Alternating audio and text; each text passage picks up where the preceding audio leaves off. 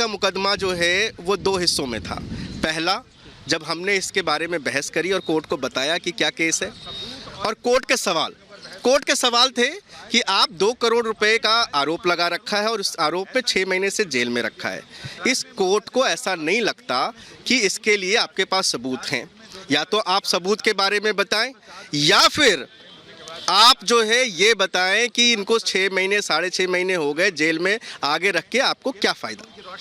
आप लंच के बाद आइए। लंच के बाद जब ईडी के वकील आते हैं और बिना कोई आर्गुमेंट किए हुए वो कहते हैं कि हम कोई आर्गुमेंट नहीं करना चाहते हैं, और उसके बाद कहते हैं इनको बेल दे दी जाए, क्योंकि माननीय अदालत के द्वारा जो पूछे गए सवाल थे उनका उनके पास जवाब नहीं था। क्यों नहीं था?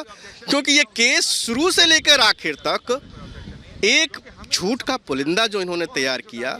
वो कहते हैं ना कि कभी कभी जब सर्वोच्च न्यायालय में जब आते हो और तीखे सवाल आपको लगते हैं और उसका जवाब नहीं होता है, तब आपके पास कोई रास्ता नहीं होता है कंसीड करने का। उन्होंने आज कंसीड कर लिया कि संजय सिंह जैसे नेता को कहते हैं जी इनकी बेल पे हमें कोई आपत्ति नहीं है, इनको बेल दे दी जाए। तो संजय सिंह को जमानत मिल गई और इसके बाद आतिशी सिंह जो उनकी सरकार में मंत्री हैं, आम आदमी पार्टी सरकार में, उनकी तरफ से भी रिएक्शन सामने आया। क्या कुछ कहा, सुनवाते हैं आपको। आज संजय सिंह जी की जमानत ने साबित कर दिया कि आखिरकार जीत सत्य की ही होती है। आप सत्य को दबा सकते हैं, लेकिन आप सत्य को मिटा नहीं सकते हैं। आज संजय सिंह जी की जमानत ने ये दिखा दिया। हमने देखा कि किस तरह से पिछले 2 साल से एक एक करके आम आदमी पार्टी के नेताओं को झूठे केसों में गिरफ्तार किया जा रहा था, फंसाया जा रहा था। पहले सत्येंद्र जैन जी को जेल में डाला, फिर मनीष सिसोदिया जी को जेल में डाला, फिर संजय सिंह जी को जेल में डाला, फिर अरविंद केजरीवाल जी को गिरफ्तार करके जेल में डाला। लेकिन आज संजय सिंह जी की जमानत ये बताती है कि आखिरकार जीत सत्य की ही होती है।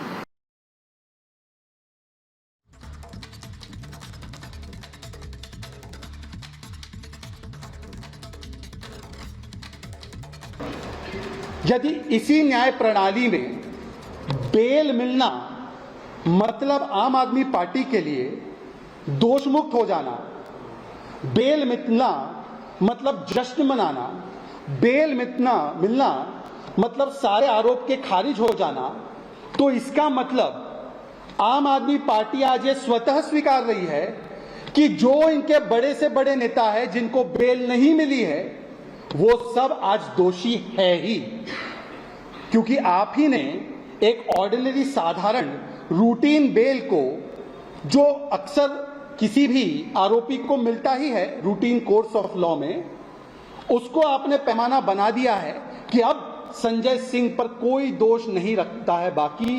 अब संजय सिंह को राहत मिल चुकी है, अब संजय सिंह आरोप मुक्त हो चुके हैं। इसका मतलब यह हुआ कि आम आदमी पार्टी के ही तर्क के हिसाब से आज जिन केजरीवाल जी को लगातार बेल नहीं मिल रही है, जिस विजय नायर को लगातार बेल नहीं मिल रही है, और आज ही के दिन राउज एवेन्यू में भी पेश हुए मनीष सिसोदिया को बेल नहीं मिली है, इसका मतलब आम आदमी पार्टी आज केजरीवाल जी को, मनीष सिसोदिया को, विजय नायर को और अपने आप को इंडाइट कर रही है, इस तर्क को अपनाते हुए कि आज हम चीख चीख कर कह रहे हैं कि हां केजरीवाल दोषी है शराब घोटाले के। आम आदमी पार्टी को और उसके सभी नेताओं को अब वो कुचलना चाहते हैं, खत्म करना चाहते हैं। आतिशी जी को और सौरभ भारद्वाज जी को उनके मुखिया अरविंद केजरीवाल ने कहा कि विजय नायर इन लोगों को रिपोर्ट करता था। मैं भी कह सकता हूँ कि सौरभ भारद्वाज का मुझे फोन आया था, आरोप लगाए और भाग जाएंगे, चलने वाला नहीं है। अब आतिशी जी को समझ में आ गया कि हमें तो फंसा दिया है। अब कह रही जी हमें मैसेज मिला है।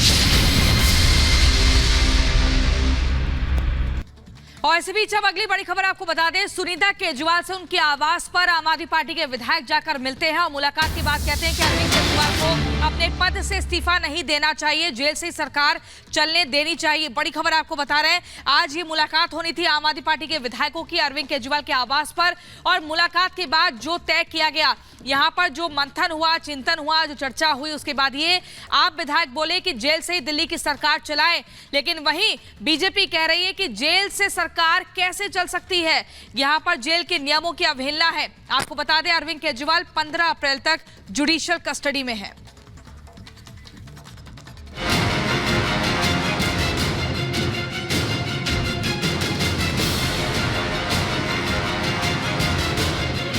पहले ईडी की कस्टडी और अब तिहाड़ जेल।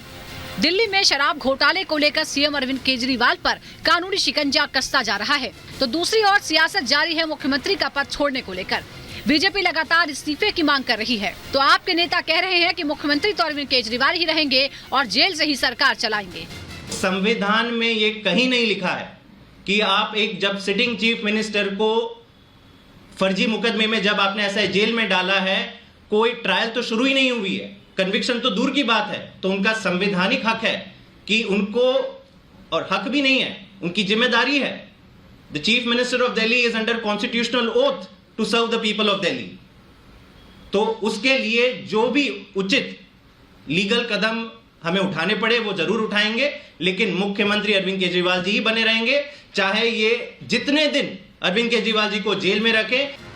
आपके नेता और प्रवक्ता कह रहे हैं कि जेल से दिल्ली की सरकार चलेगी, लेकिन सवाल ये उठ रहे हैं कि आखिर जनता का क्या होगा? क्या जेल से सरकार चलाना इतना आसान है?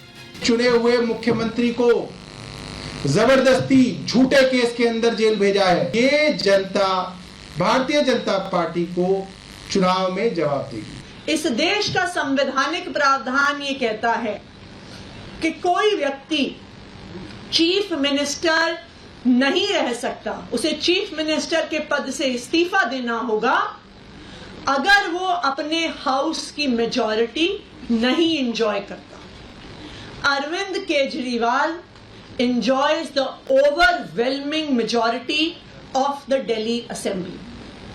तो इसलिए अरविंद केजरीवाल के इस्तीफा देने का कोई भी कारण नहीं है, क्योंकि जेल से सरकार चलाने के मामले में कोर्ट दखल देने से मना कर चुका है। ऐसे में सवाल ये उठता है कि केजरीवाल की गैर मौजूदगी में जेल से बाहर केजरीवाल वाली जिम्मेदारियां कौन निभाएगा, कामकाज कौन देखेगा? मैं आज आपसे वोट नहीं मांग रहा, आज मैं देश के 140 करोड़ लोगों को एक बड़ा भारत बनाने के लिए सहयोग मांगता हूं। 140 करोड़ भारतवासियों को एक नया भारत बनाने के लिए आमंत्रित करता हूं। हाल के दिनों पर नजर डाले तो यही चेहरा सबकी नजर में है। दिल्ली के सीएम अरविंद केजरीवाल की पत्नी सुनीता केजरीवाल। सुनीता केजरीवाल अब तक कई बार सीएम का संदेश पढ़ चुकी हैं। दिल्ली के रामलीला मैदान में पार्टी की तरफ से आपका नेतृत्व कर चुकी हैं। इस नाम पर अभी मुहर भले ही ना लगी हो, लेकिन अब मुहर लगने की एक और वजह सामने आ गई है।